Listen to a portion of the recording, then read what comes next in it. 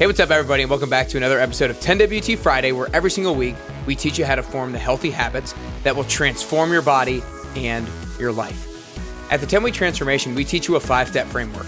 Number 1, it starts with building your why behind your fitness.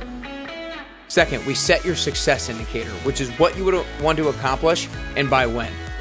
Third, we help you identify your progress indicators, which are the weekly behaviors that will undoubtedly progress you closer to your goals. Fourth, we help you plan your pills, which are the micro habits that increase the likelihood that you succeed in your week amidst the chaos of your life. And then fifth and lastly, we help you set up your scoreboard, which increases the stakes of the game and gives you the feeling of game on. If you do these steps, your habits are going to be rock solid, your self-confidence will grow, and you'll be on the path to your best you.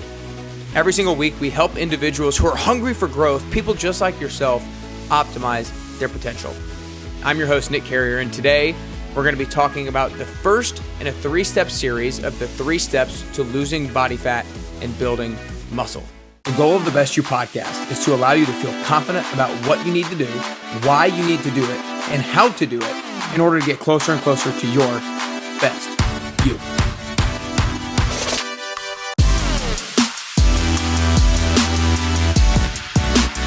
Ultimately, that's all our goal, right? Every single one of us wants to build muscle and we want to lose body fat, no matter who you are. If you're an athlete, if you're a mom, if you're young, if you're old, if you're a guy, if you're a girl, generally speaking, you probably want to lose body fat and build muscle. And there's a lot of science behind it. There's a lot of mental game behind that. But what are the 3 key steps in order to lose body fat and build muscle simultaneously? And so today is going to be part 1 of a 3-part series on how to do that. And each part has subparts to it as well. So today is going to be about the 3 rules to eating healthy. Now, before I kind of dive into those 3 rules, every single one of us knows that in order to lose body fat and build muscle, there's a few different factors into it, right? There's a nutrition aspect to it. There's a fitness aspect to it.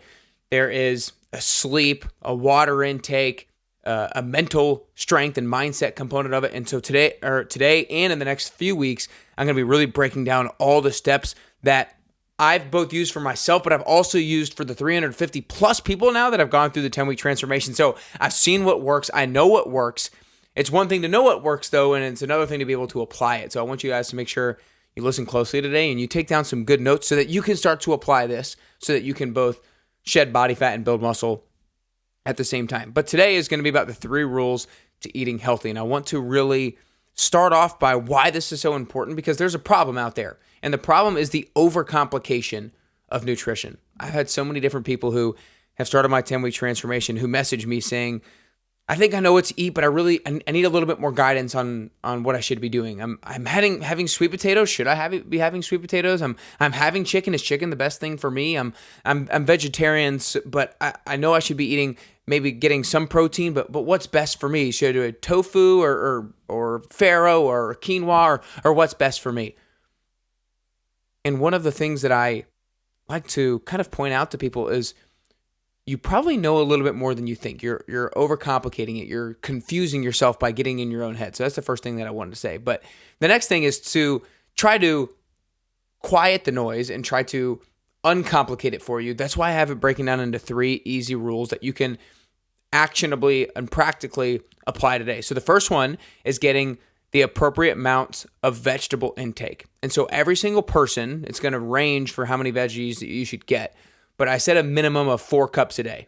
If you can get a minimum of 4 cups of vegetables a day, then you are going to be on the fast track to improving your health and improving your nutrition. And so there's a number of different reasons why vegetables are important. But number 1 is it provides a great source of antioxidants. From the different colors of vegetables that we eat, they provide different sources of antioxidants, which are literally disease fighters and disease cures and disease preventers. And so having vegetables are a great source of antioxidants. They're also a great source of polyphenols, which play a similar role in our bodies to antioxidants. And vegetables are a great source of fiber, which helps to improve and maximize our gut health. And so for each of these 3 steps, I'm also going to give you some different examples. So when we talk about vegetables, think of your traditional green vegetables, your broccoli, your Brussels sprouts, your greens, your lettuce, your arugula, your spinach. Think cauliflower, think cabbage, think kale, think radishes, asparagus, and then red, orange, yellow, and green peppers. And there's cucumbers, carrots, celery, squash, red onions, green onions, tomatoes, all these great sources of vegetables. And if you can just simply rewind that and write down 3, 4, 5, 6 of those vegetables that you enjoy, put that on your grocery list. So that's going to be number one, rule number one of eating healthy is have good amounts of vegetable intake, at least 4 cups a day. Second rule is to optimize your omega-3 to omega-6 fats ratio. Now, some of you have maybe never heard of omega-3 or omega-6 fats, but let me just try to simplify it for you. Omega-6 fats are in a lot of the processed foods that we eat, and omega-3 fats are in a lot of the fatty fish and the nuts and seeds that we eat. And people who have a bad omega-6 to omega-3 ratio, meaning they have way more omega-6s than omega-3s, that's what leads to disease, to poor heart health, to a lot of different things, to clogs in arteries and such. But when it comes to a better ratio of omega-3s to omega-6, that is super critical. And so one of the primary functions of omega-3s is cellular health, and because omega-3s is literally what makes up our cellular membrane. If we can make our cellular membrane soft and permeable so things can easily go in and out of our cells, then that's what we optimally want. Another reason why omega-3s are super important is because they help to form brain neural connections. They are proven to help fight off diseases like dementia and Alzheimer's, and in some studies they've been even shown to reverse dementia and Alzheimer's because of how powerful omega-3s are. And so great sources of omega-3s are, again, things like fatty fish, wild-caught salmon, and make sure it's wild-caught because wild-caught is really important because wild-caught salmon have a higher amount of omega-3s than omega-6s. Grass-fed beef is actually a relatively good source of omega-3s as well because of what the animals are feeding on. And then other great sources of omega-3s are things like flax seeds, chia seeds. However, I do want to say I'm not going to get to too much into the nuances, but there are 2 different kinds of omega-3s as well.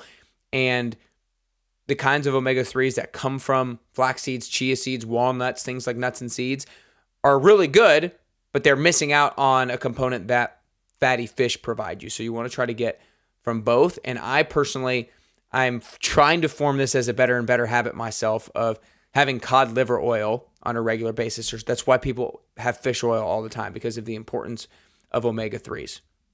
So that's the second rule, optimizing your omega-3 and omega-6 fats ratio. And I would say if you can try to get an omega-3 source every single day, that's what's critical.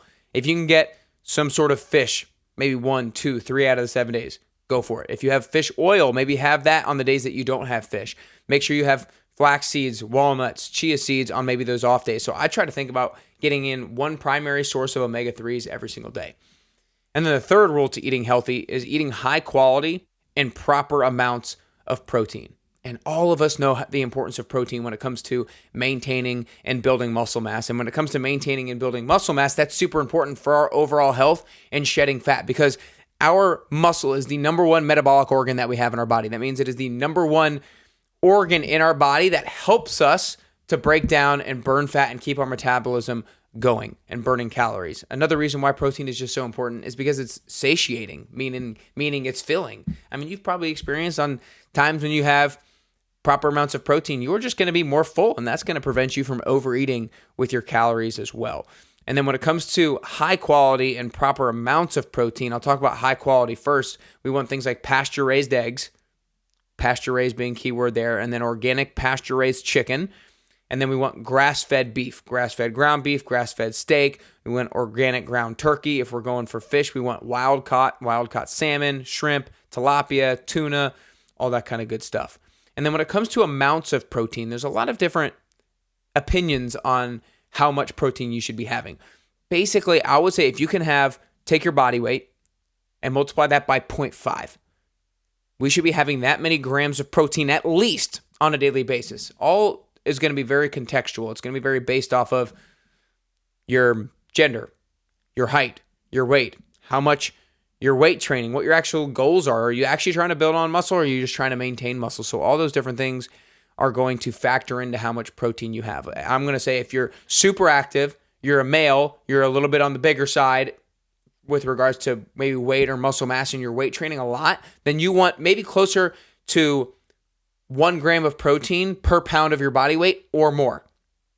And then if you're a small female who is not as active and your goal is just to maintain muscle mass, maybe around that, take your body weight, multiply it times 0.5 and have that many grams of protein on a daily basis.